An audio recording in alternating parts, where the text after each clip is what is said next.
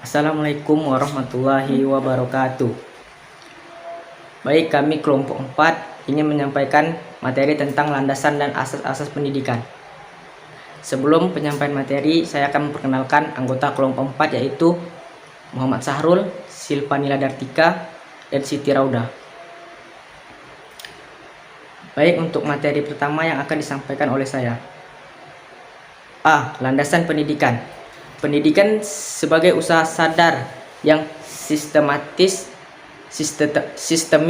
selalu bertolak dari sejumlah landasan serta pengindahan sejumlah asas-asas tertentu.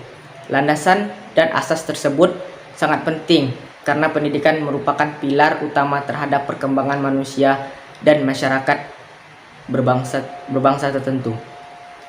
1. Landasan filosofi. Landasan filosofi bersumber dari pandangan-pandangan dalam filsafat pendidikan, menyangkut keyakinan terhadap hakikat manusia, keyakinan tentang sumber nilai, hakikat pengetahuan, dan tentang kehidupan yang lebih baik dijalankan. Aliran filsafat yang kita kenal sampai sekarang yaitu 1. Esensialisme. Esensialisme adalah mazhab pendidikan yang mengutamakan pelajaran teoretik atau liberal arts atau bahan ajar esensial. Yang kedua, perennialisme.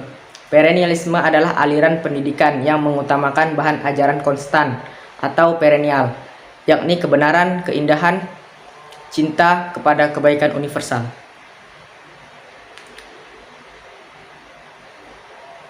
Yang ketiga, pragmatisme dan progresisme.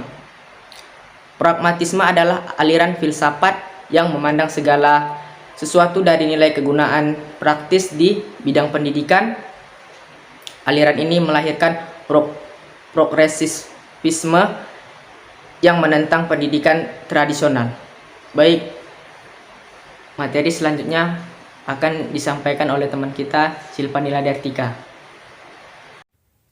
Assalamualaikum warahmatullahi wabarakatuh. Nama saya Silvanila Dartika. Saya di sini akan melanjutkan memaparkan materi yang telah disampaikan oleh teman saya yaitu M. Sahrul. Baik. Yang keempat yaitu rekonstruksionisme. Rekonstruksionisme adalah mazhab filsafat pendidikan yang menempatkan sekolah atau lembaga pendidikan sebagai pelopor perubahan masyarakat. Landasan pendidikan yang kedua yaitu landasan sosiologis. Dasar sosiologis berkenaan dengan perkembangan, kebutuhan, dan karakteristik masyarakat. Sosiologi pendidikan merupakan analisis ilmiah tentang proses sosial dan pola-pola interaksi sosial di dalam sistem pendidikan. Yang ketiga yaitu landasan kultural. Kebudayaan dan pendidikan mempunyai hubungan timbal balik, sebab kebudayaan dapat dilestarikan atau dikembangkan dengan jalur mewariskan kebudayaan dari generasi ke generasi, penerus dengan jalan pendidikan, baik secara formal maupun informal. Yang keempat yaitu landasan psikologis. Dasar psikologis berkaitan dengan prinsip-prinsip belajar dan perkembangan anak, pemahaman terhadap peserta didik, utamanya yang berkaitan dengan aspek kejiwaan merupakan salah satu kunci keberhasilan pendidikan. Dan yang terakhir, kelima yaitu landasan ilmiah dan teknologis. Kebutuhan pendidikan yang mendesak cenderung memaksa tenaga pendidik untuk mengadopsi teknologi dari berbagai bidang teknologi ke dalam penyelenggaraan pendidikan. Pendidikan yang berkaitan erat dengan proses penyaluran pengetahuan haruslah mendapat perhatian yang proporsional dalam bahan ajaran. Dengan demikian, pendidikan bukan hanya berperan dalam pewarisan iptek, tetapi juga ikut menyiapkan manusia yang sadar akan iptek itu dan calon pakar iptek. Baik, selanjutnya yaitu asas-asas pendidikan.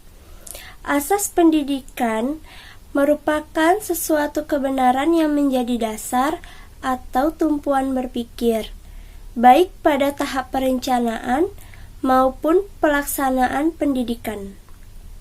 Khusus di Indonesia, terdapat beberapa asas pendidikan yang memberi arah dalam merancang dan melaksanakan pendidikan itu. Sekian penyajian materi yang telah saya sampaikan. Selanjutnya penyajian materi yang akan disampaikan oleh teman saya, Siti Raudah. Assalamualaikum warahmatullahi wabarakatuh. Perkenalkan, nama saya Siti Raudah. Saya akan melanjutkan materi dari Sifanila Dratika. 1. Asas Tut Uri Handayani. Tut Uri Handayani merupakan inti dari sistem Amung perguruan. Asas yang dikumandangkan oleh Ki Hajar Dewantara ini kemudian dikembangkan oleh Dr. Landes RMP Sostrokartono dengan menambahkan 2 semboyan lagi, yaitu Ing Ngarso Sungsung Tolodo dan Ing Madyo Mangungkarso. 2. Belajar sepanjang hayat. Asas belajar sepanjang hayat merupakan sudut pandang dari sisi lain terhadap pendidikan seumur hidup.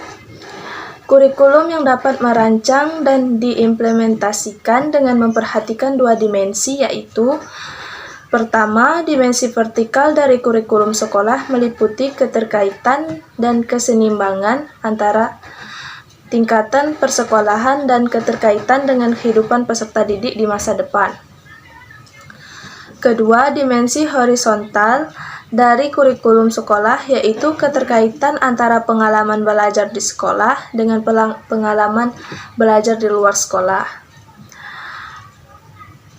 Ketiga, asas kemandirian dalam belajar. Perwujudan asas kemandirian dalam belajar akan menampakkan guru dalam peran utama sebagai fasilitator dan motivator. Salah satu pendekatan yang memberikan peluang dan melatih kemandirian belajar peserta didik adalah sistem CBSA, atau bisa disebut dengan cara belajar siswa aktif.